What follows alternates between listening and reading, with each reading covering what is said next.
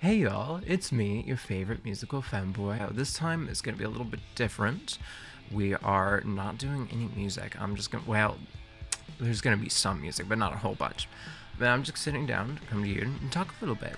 I have to add in that I'm your favorite musical fanboy because Finster will always be the GOAT. Yeah, I am not gonna come up on his brand, if you know what I mean. So I'll stay in my lane. I'm the musical one. It's cool. Anyway, there's a lot more of y'all now, I've noticed. Like, a lot more. And I thought this would be a good time for me to start introducing myself, you know? Hello, I am Meadow Lark.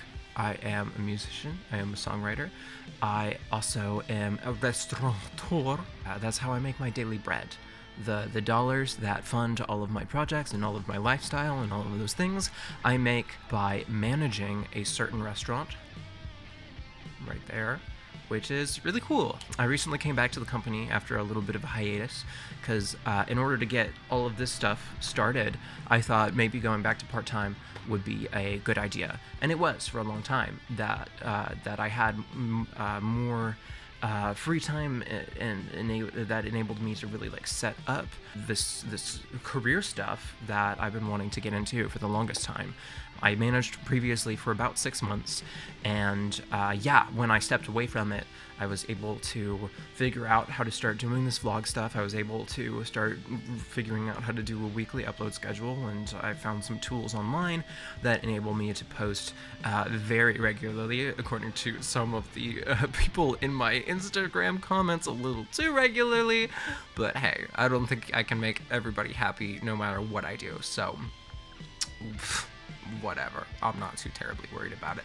But I came back to the company, and so far, I am so grateful and so excited to be back. It's been a blast so far. I'm having a fantastic time. For those of y'all that are playing the home game, maybe you have realized at this point that I am not in my usual setting. I am not in my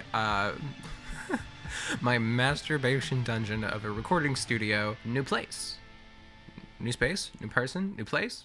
What are we even doing? When I came back to the company, they invited me to start managing at a new restaurant in a new city. I'm not going to tell y'all where because people on the internet are terrifying. But if you're familiar with the dues, then you know that there's only so many locations. So, I mean, that does in fact narrow it down. I'm sure if you really tried, you could probably find me. But anyway, don't murder me.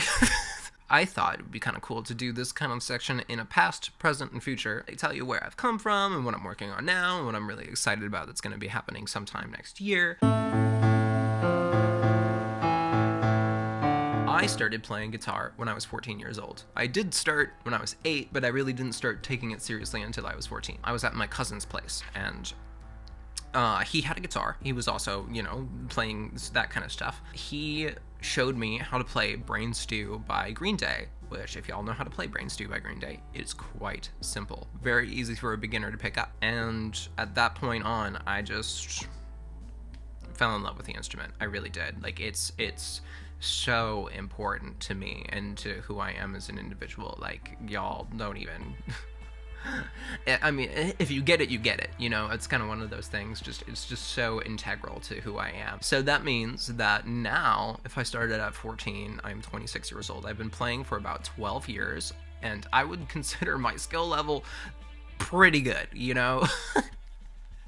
I'm okay. I wouldn't say that I'm the best guitar player in the world. Absolutely not. There are so many other musicians that are so talented. When I was first starting playing guitar, I was going into high school, I had the opportunity of being in this thing called the Fine Arts Academy at the high school that I went to. And it was a really fantastic opportunity that was put together by some of the arts faculty, really all of the arts faculty at that school.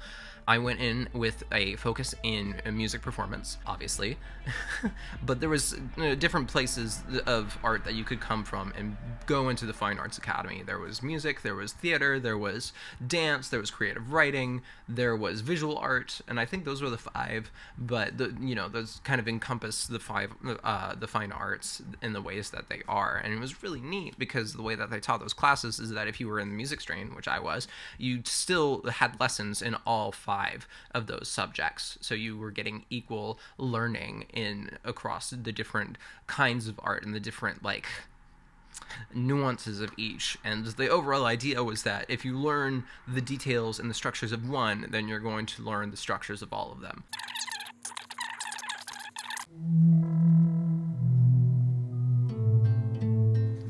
Thank you for being here. I'm gonna shout out Bart, one of the guys that has been watching my long format content for a little while. I always see you in the comments.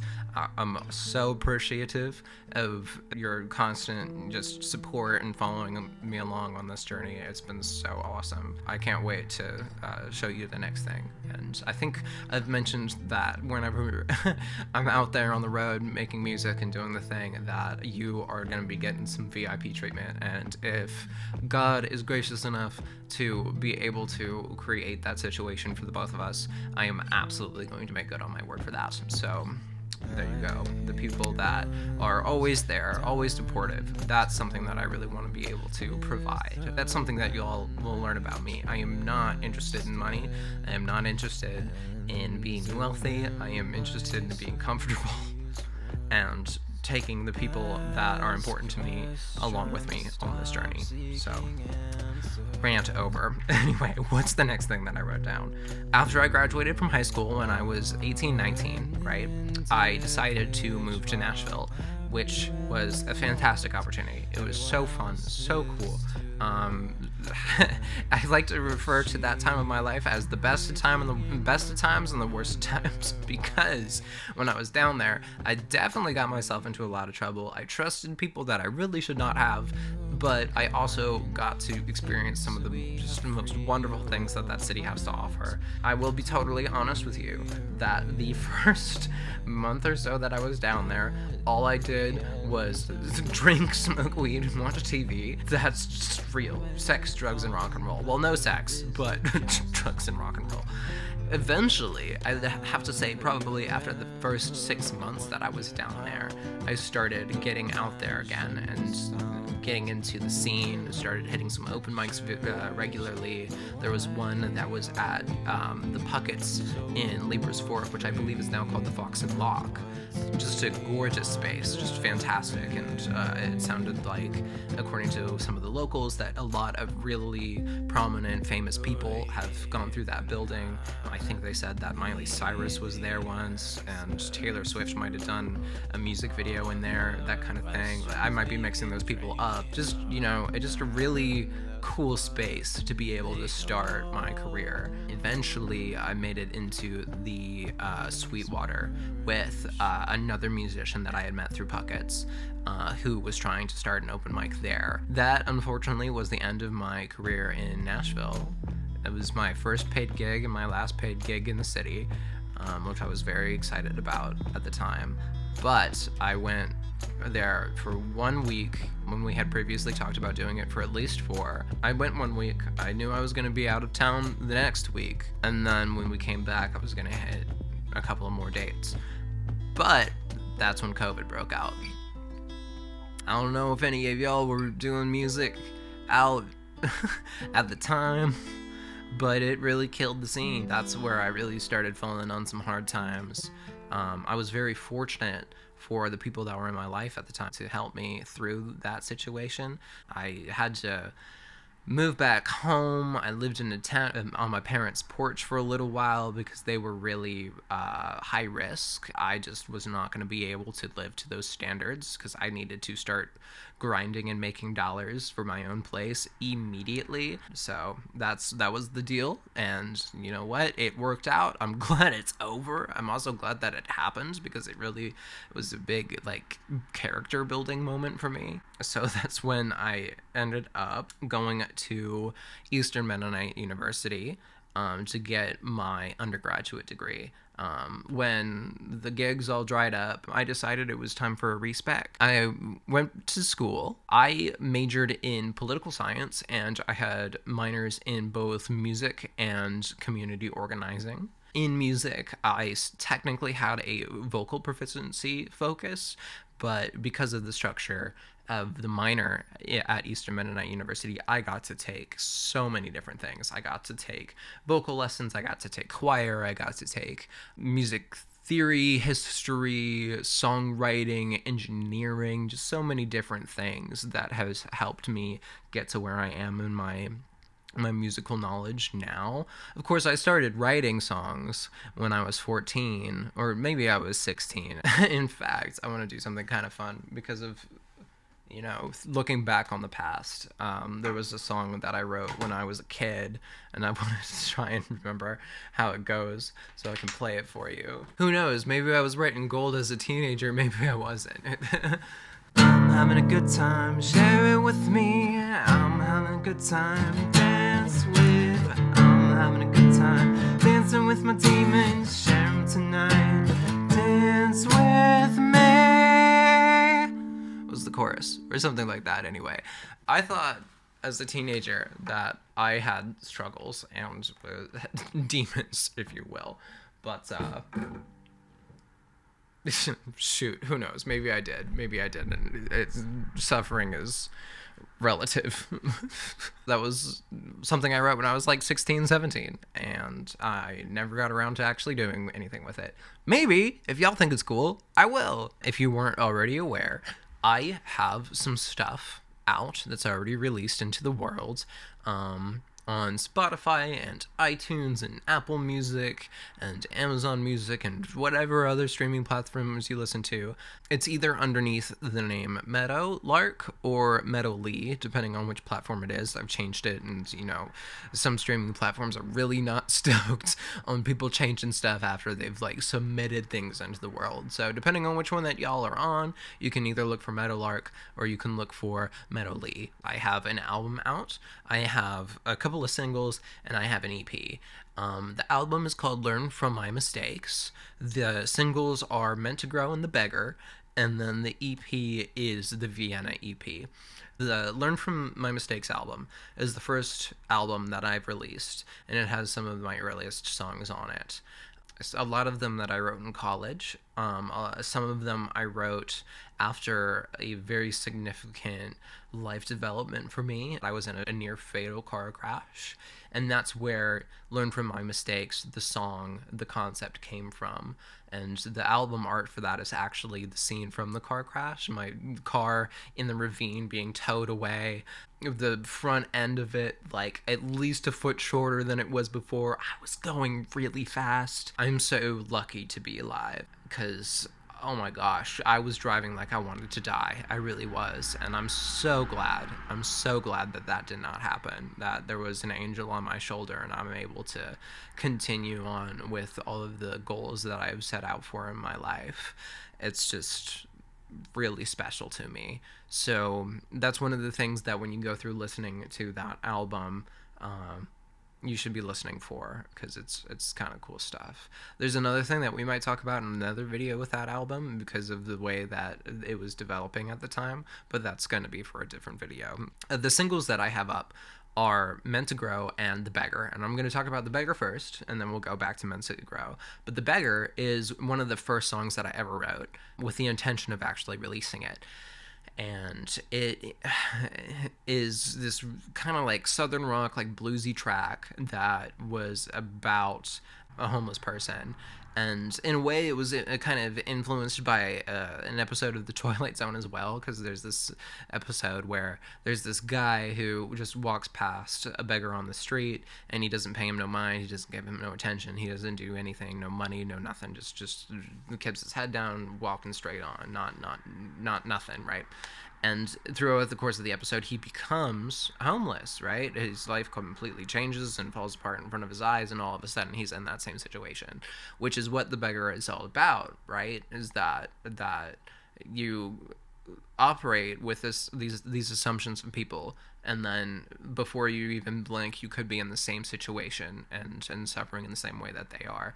And that was one of the concepts that I went forward with that song, and I really wanted to kind of put into words and put into music. And I'm really proud and really happy about the way that it turned out. With Meant to Grow, that was a song that I wrote while I was still in college. It was during my senior year, and there was a lot of changes happening in my life. I was really coming into who I was as an adult and figuring out my life and all that kind of stuff, and that's kind of where Meant to Grow came from. Everybody in my life knows me as one way, but that's not fair to them. It's not fair to me because we're all evolving and growing, and there are people walking by on the street, and these these windows let all kinds of sound in and out. It's kind of funny. But yeah, Meant to Grow, really cool track. Really proud of it. For one, it was really fun to work with. Yeah, it was just kind of cool because of how sparse my studio was at the time. I had like bare bones equipment with me. I didn't have hardly any of my recording stuff, but I still was like, I want to do this. I want to sit down and make it happen, and I did that, and it was really just a fun project overall. Maybe if you're a tone head, you'll be listening to it going, oh, what gear did you even use? And you're so for real for that, because I was using stock Logic plugins for like all of it, and it still sounds the way that it does, and I'm still super proud of the way that it came out, even though there's a lot of haters out there that are just like, this is so fun, which kind of gets me to a different tangent that I'll jump into before going on to the next thing, is all of y'all haters in my comment section. I just want to say thank you. Thank you, thank you, thank you so much, because the algorithm doesn't care what you're saying about me. It doesn't at all. It's, if y'all are commenting on my stuff, you're pushing it. You're making it blow up in ways that honestly it shouldn't. Like, I have a video out there where the comments are so mean, so mean. It's like, this is barely singing, he's so bad, that isn't even screaming, you're hurting yourself, you should just stop. And some of them go on to say very not nice things about, what was it? If somebody strangled you in front of me, I'd feel nothing at all. It was one of the comments that I got. It's just like, wow, okay, I didn't realize that I was gonna hurt your feelings that bad, but dang. Anyway, totally, just crazy. But y'all are pushing my content out there, you know? You're making it blow up in ways that it really maybe doesn't even deserve to. Maybe it does. I want to believe that it does. But yeah, one of my videos has gotten almost 50,000 views on Instagram, and I attribute that half to the amount of hate comments that it got, because y'all are pushing it out to the algorithm. So thank you. I appreciate it a lot. Keep hating. Haters make me famous. I could not care less. It doesn't bother me. It doesn't get to me. So yeah, keep on doing what y'all are doing. See if I give up. And now we're going to talk a little bit about the Vienna EP.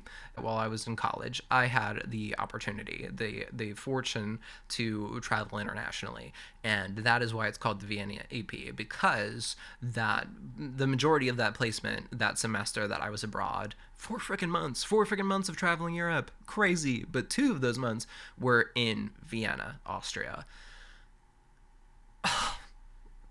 I say it a lot. Take me back to Vienna. Take me back to Vienna. I loved it there. I was just absolutely amazing. Absolutely. All of the things that are so integral to who I am, all the arts, all the culture, just so neat. There's some of the people that I met over there, just lovely. While I was over there, of course, I was writing music. I was being inspired. I was taking it all in, and then I was creating stuff going out. And a lot of that album was written over there. I think one song on it wasn't. It was written like almost immediately after I had gotten back. About like, you couldn't even really call it a breakup, but I had had a summer fling, and when I got back, it wasn't going to work out. So, and the individual that I wrote it about, if she's watching this, she knows who she is. There's no doubt in my mind that listening to that song, if you hear it, you'll know it's about you. That's enough said. But yeah, but Left on My Own Again, Vienna, Ashes Are Purest Form, all those I wrote while I was in Vienna, and they're just some of my favorite songs, some of the best stuff that I've come up with. It's all like almost Nirvana unplugged, you know. It's all acoustic. It's all very, very different from the style that I did on Learn From My Mistakes.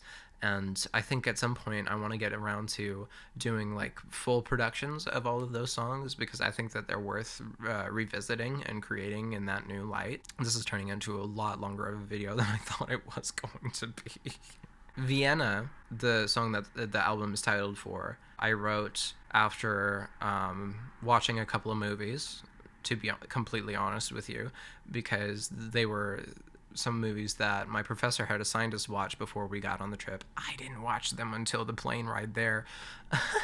It was Before Sunrise and After Sunset were the movies, which is they're like romancy movies that the first one is set in Vienna and the second one is set in Paris, and that was his intention, right? Watch these, you'll see the sites that we're about to go see, and they're just good movies, so watch them, which is kind of that professor's vibe. Like, sometimes it was about learning, and sometimes it was just like, this is good content, and I want y'all to see good content.